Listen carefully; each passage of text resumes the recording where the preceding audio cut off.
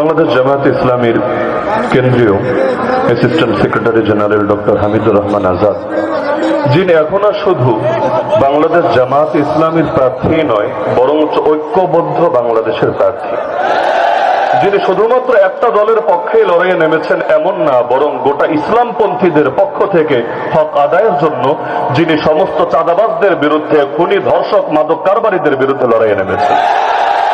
তো আলহামদুলিল্লাহ, আল্লাহ তাআলা আমাদেরকে শহীদদের রক্তের বিনিময়ে নতুন এক বাংলাদেশ উপহার দিয়েছেন।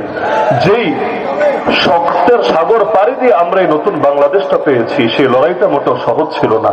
আমার নিজেকেও একটা বছর কারাবন্দিত্ব বরণ করতে হয়েছে, এমনকি আমার ঈদের দিন পর্যন্ত রিমান্ডে কেটেছে, এমন ঘটনা সাক্ষী আমাদেরকে নিজেদের হয়ে থাকতে হয়েছে।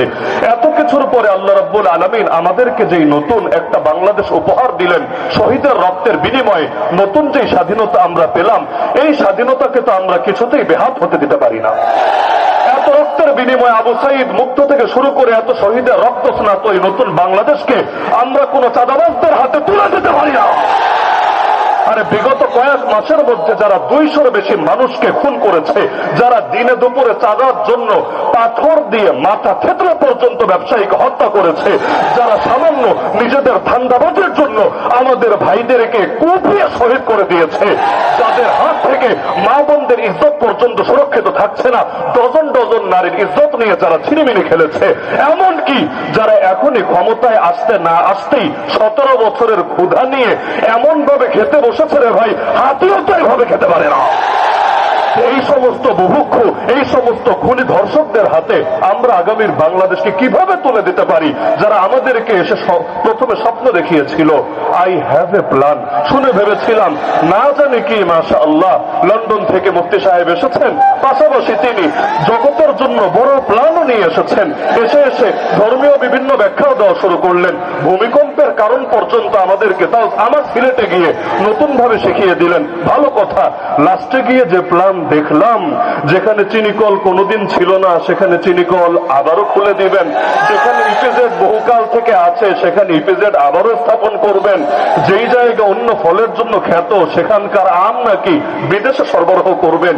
এই যাদের শিক্ষা দীক্ষার অবস্থা, এই যাদের জ্ঞানের অবস্থা, তারা যদি আগামী দিন বাংলাদেশের নেতৃত্বে যায়, এই দেশটাকে যে কি করবে একমাত্র আল্লাহই ভালো জানেন, অন্য কেউ বলতে পারবে। সুতরাং আমার কথা হল, আল্লাহ রাসূল সাল্লাল্লাহু আলাইহি ওয়াসাল্লাম জানিয়ে গিয়েছেন, মুসলমান এক গর্তে দুইবার ছবল খায় না, লা ইউলদাগুল মুমিনু মিন জুহরিন ওয়াহিদিন মাররাতাইন। এমনকি আল্লাহ রাসূল বলেছেন, মুসলমানের বৈশিষ্ট্য, মুসলমান ধোঁকা দেয়ও না, মুসলমান ধোঁকা খায়ও না। বহু ধোঁকা খেয়েছি, বহু কিছু দেখেছি, 54 বছর একটার পর একটা শুধু ধোঁকা খেতে থেকেছি। সুতরাং আর ধোঁকা খাওয়া যাবে না, সব দেখেছি বারবার, দাঁড়িপাল্লাই বা।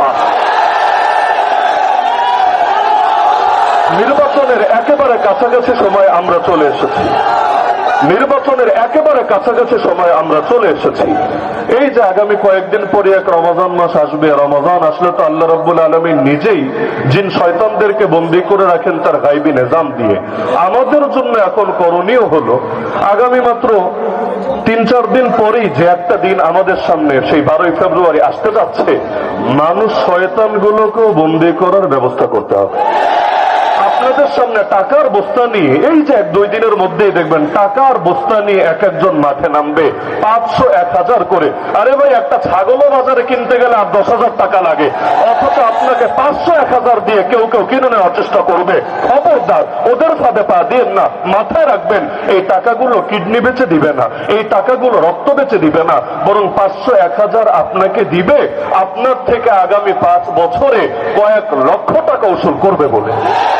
সুতরাং যদি মুক্তি চান, সুতরাং যদি শান্তি চান, সুতরাং যদি বৈষম্য দূর করতে চান, সুতরাং যদি আগামীর বাংলাদেশকে নিজেদের মতো করে গড়ে নিতে চান, ঐক্যবদ্ধ বাংলাদেশের পক্ষে থাকেন, অন্য কোন দালালের পক্ষে যায় না।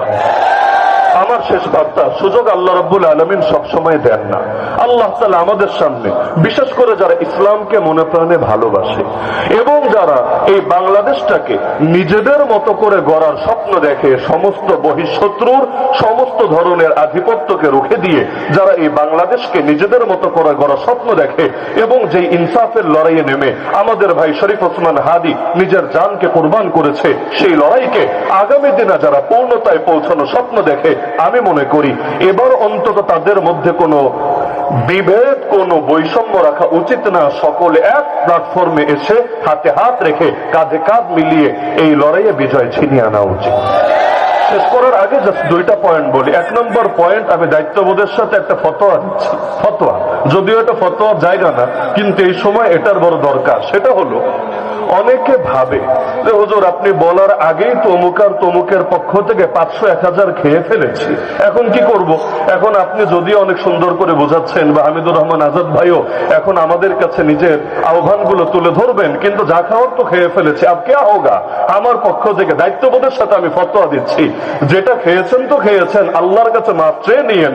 তবে এটার জন্য ওই চাঁদাবাজদেরকে, দুর্নীতিবাজদেরকে ভোট দেওয়া ইসলামের দৃষ্টিতে মোটেও জরুরি হবে না। যদি বলেন এটা হাদিয়া হিসেবে দিয়েছে, তাহলে তো মাশাআল্লাহ, হাদিয়ার তো কোনো বিনিময় হয় না, হাদিয়া দিয়েছে একটা থ্যাংক ইউ বইলা দিয়েন, দেখা হলে চলবে। আর যদি এমন হয় যে না এটা হাদিয়া না, ঘুষ দিয়েছে, তাহলে ঘুষ দেওয়াও হারাম, ঘুষ খাওয়াও হারাম। তবে ঘুষের জন্য এই কাজটা করা ফরজ বা ওয়াজিব হবে, এগুলো কোনো মৌলবী এই ফতোয়া আবিষ্কার করতে পারবে না। সুতরাং হারাম করে ফেললো, আল্লাহর কাছে মাফ চান, আল্লাহ আমাদেরকে মাফ করে দেন। তাই বলে আপনি ওদের পক্ষে ভোট দিতে হবে এটা জরুরি না। সুতরাং পয়সাও পেয়েছেন, আর ভোট যেখানে দেওয়ার সেখানেই দিবেন, অযথা ওদের ফাঁদে পা দিতে দেন না। আমার শেষ কথা, আমাদের জীবন কার জন্য?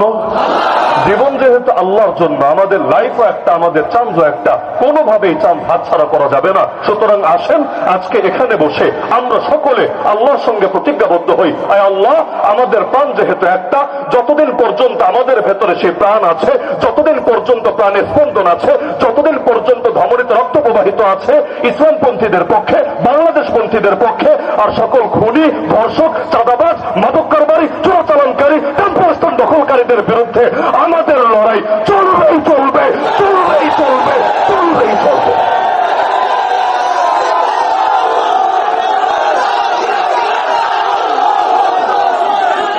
সকলে মিলে এই লড়াই করতে রাজি আছেন তো ইনশাআল্লাহ?